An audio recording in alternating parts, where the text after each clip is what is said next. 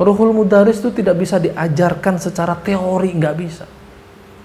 Bohong kalau Ruhul Mudaris itu dikaji dengan teori, itu bohong.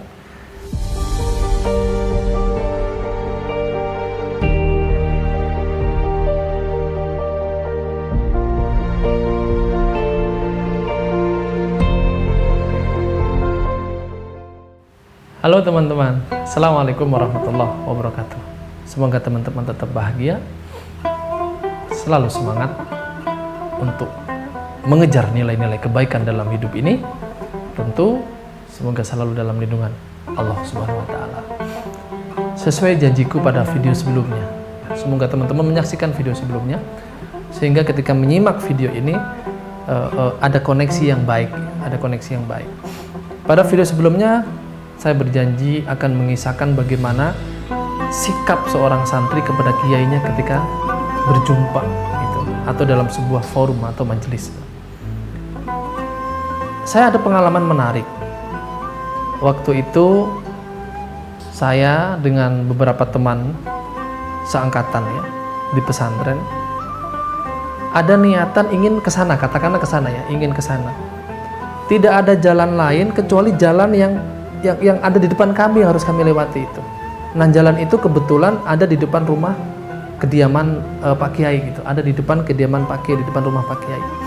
Nah, ternyata tanpa kami ketahui di teras rumah Pak Kiai itu sedang duduk Pak Kiai bersama tamunya, sedang berbincang asik. Kami yang agak sedikit tergesa untuk menuju ke sana, itu hanya bisa berdiri, hanya diem menunduk gitu. Padahal hati kami pengen ke sana. Karena ada Pak Kiai, kami menangguhkan inginan kami ke sana. Itu lama banget. Sampai akhirnya Pak Kiai yang memanggil kami itu. Kang, ayo lewat, gak apa-apa Kang. Silakan. Nah, sampai kami pun dipersilakan oleh Pak Kiai. Lewat di depan Pak Kiai, rumahnya beliau itu.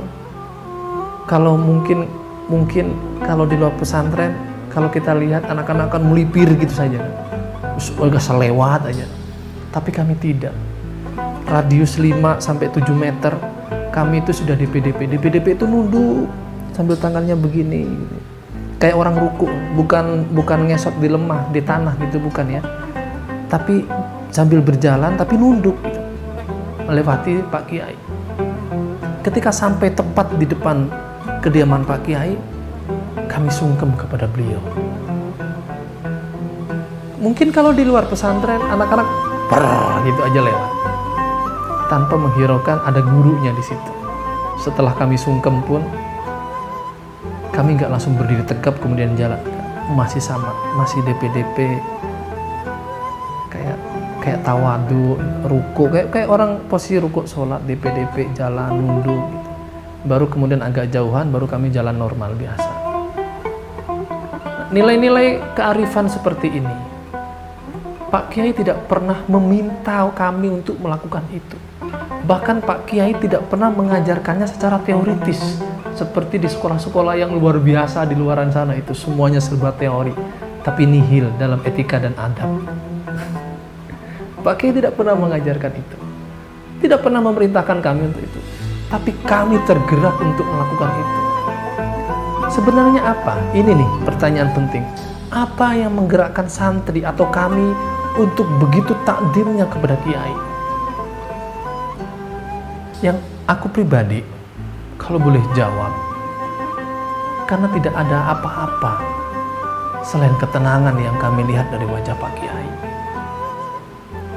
Mungkin kalau ada dua sosok yang kita berdirikan antara guru pesantren yang sesungguhnya loh ya, bukan guru yang ngajar di dalam pesantren gitu ya, tapi guru pesantren yang sesungguhnya, yang ada dalam jiwanya guru tersebut ada kepesantrenan gitu ya, dengan guru yang pada umumnya. Kita lihat dari wajahnya saja udah berbeda. Ada ketenangan, ada kesejukan. Karena apa? Di dalam jiwa seorang guru pesantren itu hanya ada Allah. Tidak ada yang lebih penting kecuali Allah. Mungkin di dalam guru yang lain ini ada yang sesuatu yang lebih penting daripada Allah. Kebutuhan harian, kebutuhan dapur, cicilan kendaraan, cicilan rumah, atau cicilan-cicilan yang lainnya, sehingga ruhul mudaris tidak muncul dari dirinya. Nah, ini penting. Lebih-lebih teman-teman yang menyimak ini, teman-teman guru atau siapapun yang mengajar di lembaga-lembaga pendidikan, ruhul mudaris itu penting, teman-teman. Ruhul mudaris itu tidak bisa diajarkan secara teori, nggak bisa. Bohong kalau ruhul mudaris itu dikaji dengan teori, itu bohong. Karena namanya ruh itu ada di dalam. Nah, tugas kita bagaimana cara kita memunculkan ruh itu ke permukaan, itu yang lebih penting. Dan itu tidak ada teorinya.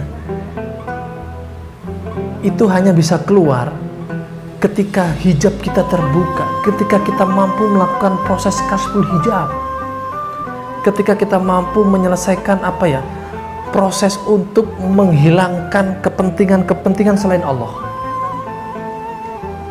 Kalau masih ada kepentingan selain Allah di dalam hati seorang guru, maka jangan kaget apabila etika muridnya tidak sesuai seperti apa yang diharapkan.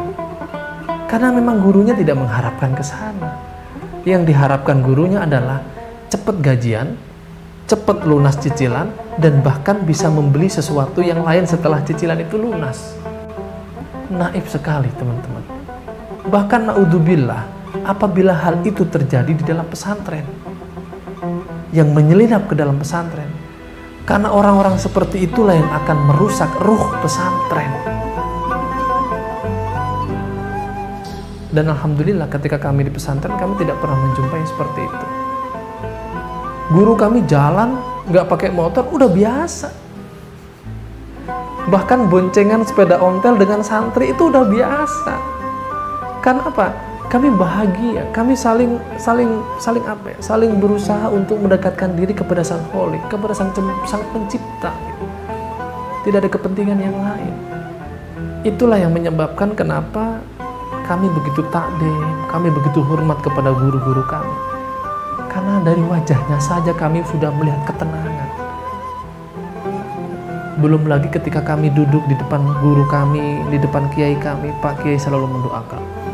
Kami itu, ya Allah, tenang, kami dengan nunduk, dengan amin, amin, berdoa, mengamini doa Pak Kiai itu. Ya Allah, semoga hal-hal semacam ini mampu kita terapkan dalam dunia pendidikan non pesantren, sehingga Indonesia ini makin sejuk, makin indah, makin tenang, makin adem. Lebih-lebih Bapak Ibu yang menitipkan putra-putrinya di lembaga-lembaga pendidikan yang menyaksikan video ini, hal seperti itu juga bisa kita terapkan dalam diri kita sebagai orang tua. Ayo kita berjuang bareng-bareng tanpa menunjukkan kepentingan-kepentingan dunia di hadapan anak-anak. Supaya apa? Supaya anak-anak mendapatkan ketenangan dari kita. Ya. Saya menyampaikan video ini bukan berarti kita melupakan kepentingan dunia, tidak. Tapi itu bukan prioritas. Bukan prioritas. Yang kita prioritaskan adalah siapa yang menciptakan kita. Dan kita mau kemana setelah ini. Itu yang harus kita prioritaskan. Sehingga ada nur ilahiyah di wajah kita yang kemudian mampu menerangi hati anak-anak kita.